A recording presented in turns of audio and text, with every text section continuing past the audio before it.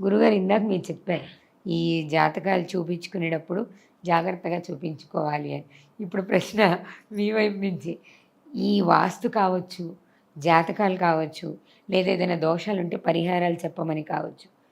ఎళ్తున్నప్పుడు ఎంతమంది నిజంగానే సరైన జాతకాన్ని, సరైన పరిహారాన్ని చెప్తున్నారు? సమాజంలో మీరు తప్పుగా అయ్యో అనుకోకండి. ఆ! ఇప్పుడు వీళ్ళు కూడా భక్తి పెరిగింది, భయం పెరిగింది, చెప్పేవాళ్ళ సంఖ్య పెరిగింది. పుట్టగొడుగుల్లాగా బయటకు కనిపిస్తున్నారు. ఎవరిని నమ్మాలి? ఎవరిని నమ్మకూడదు? నిజంగా చెప్పాలంటే ఇప్పుడు ముగ్గురిని చూస్తే భయం ప్రపంచంలో ఎవరికైనా. మొట్టమొదటిగా వైద్యుడి దగ్గరికి వెళ్ళాలంటే వాడు ఎంత లాగుతాడో అని భయం. పోలీసుల దగ్గరికి వెళ్తే వాళ్ళు ఏ తప్పుడు కేసులు పెట్టి ఎంత లాగుతారో అని భయం.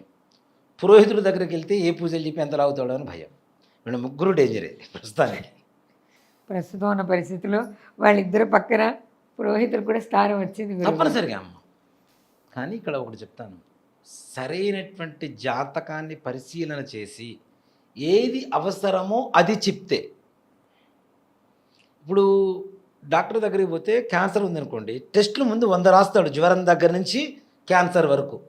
అన్ని అక్కర్లేదుగా, జాతకం అనేది నీకు అంత పరిస్థితి ఏం అక్కర్లేదుగా. చక్కగా కనపడుతున్నప్పుడు ఏది అవసరమో అది రాస్తే బాగుంటుంది. కానీ వచ్చిన ప్రతి ఒక్కరికి అది అర్జించి అది ఇది ఇది అది ఇది మొత్తం ఒక్కొక్కరికి 90,000, 2 లక్షలు, 3 లక్షల రూపాయలు, 10 లక్షల రూపాయలు చేయించేవాడి స్థాయిని బట్టి కూడా మళ్ళీ మారుతుంది, దాని రేటు మారిపోతుంది. అవునా? ఒక ఇంట్లో శాంతి కార్యక్రమానికి 25 లక్షల రూపాయలు తీసుకున్నటువంటి పురోహితులు ఉన్నారు. 25 లక్షలు. 25 లక్షలు ఉంటే ఫ్లాట్ కొనుక్కుంటాడు మధ్యస్థ కుటుంబీకుడు అయితే. అవునా? మధ్యతరగతి కుటుంబీకుడు చిన్న ఫ్లాట్ కొనుక్కుంటాడు జనప్రియాలోనో జనచైతన్యాలోనో హాయిగా. ఎక్కడో ఒక చోట ఓపెన్ ప్లాటర్నో కొనుక్కుంటాడు, ఏదో దూరంలో అయినా కొనుక్కుంటాడు, కూతురు పెళ్ళప్పుడు ఇవ్వచ్చు కట్టంగా అని. అలాంటి 25 లక్షల రూపాయలు ఖర్చు పెట్టిస్తున్నారు. ఇక్కడ దీని చండీ హోమాలు, వాస్తు పూజలు, ముహూర్తాలు, ఈ పెళ్ళిళ్ళు చేయించడాలు, వీటిల్లో కూడా జాతకాలు. ఈ జాతకాలు చూడటం అనేది పుస్తకంలో చదువుకోవాలి, మస్తకంలోకి ఎక్కించుకోవాలి. ఎంతసేపు పుస్తక విద్య తప్పితే మస్తక విద్య లేకపోతే ఏం చేస్తారు నాన్న? కానీ కనిపించే వాళ్ళలో 80% మంది అలానే ఉన్నారు గురువుగారు. సింపుల్ నాన్న. ఇప్పుడు కుల మత భేద విచక్షణ లేదు, ప్రతి ఒక్కళ్ళు జ్యోతిష్కుడే. దాంట్లో ఏంటి, డిగ్రీ వరకు చదువుతున్నారు, చూస్తున్నారు, ఉద్యోగం రావట్లా, సాఫ్ట్వేరు మహా అయితే 30,000, 40,000, 50,000, 1,00,000 రూపాయలు. అలా కాదు, 4 పుస్తకాలు తిరగేస్తాం, అయిపోయింది, మరగేస్తాం, అందరితో ఆడుకుంటాం. ఇదే జ్యోతిష్యం.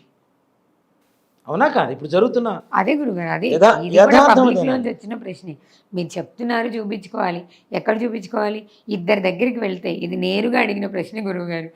ఇద్దరి దగ్గరికి వెళ్తే ఇద్దరు 2 వేరు జాతకాలు చెప్తారు, ఎవరిని నమ్మాలి మేము? డిఫరెంట్. ఇక్కడ ఒకటి చెప్తాను, లాజికల్గా ప్రతి ఒక్క దానికి ఒక శ్లోకం ఉంటుంది, ఒక ఇది ఉంటుంది నాన్న. ప్రాక్టికల్గా ఏదైతే ఉందో దాన్ని చెప్పారు ఎవరు కూడా. కానీ సగం తెలిసినటువంటి వాడికి, పూర్తిగా తెలిసినటువంటి వాడికి డిఫరెన్స్ అర్థమైపోతుంటుంది. విషయం వాళ్ళని చూడగానే అర్థమైపోతుంది, ఇప్పుడు కరెక్ట్గా చెప్తాడా లేదా. ఎంతసేపటికి ఒకే లాజిక్ పట్టుకొని ఊగుతూ ఉంటారు చూడండి, అది లాజిక్ కాదు.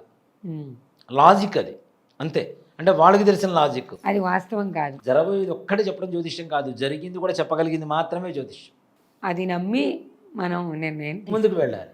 అంతేగాని బోర్డు పెట్టుకున్న ప్రతి ఒక్కళ్ళ దగ్గరికి పోయి జ్యోతిష్యం అంటే వాళ్ళకి డిమాండ్ పెరుగుతుంటుంది ఆటోమేటిక్గా.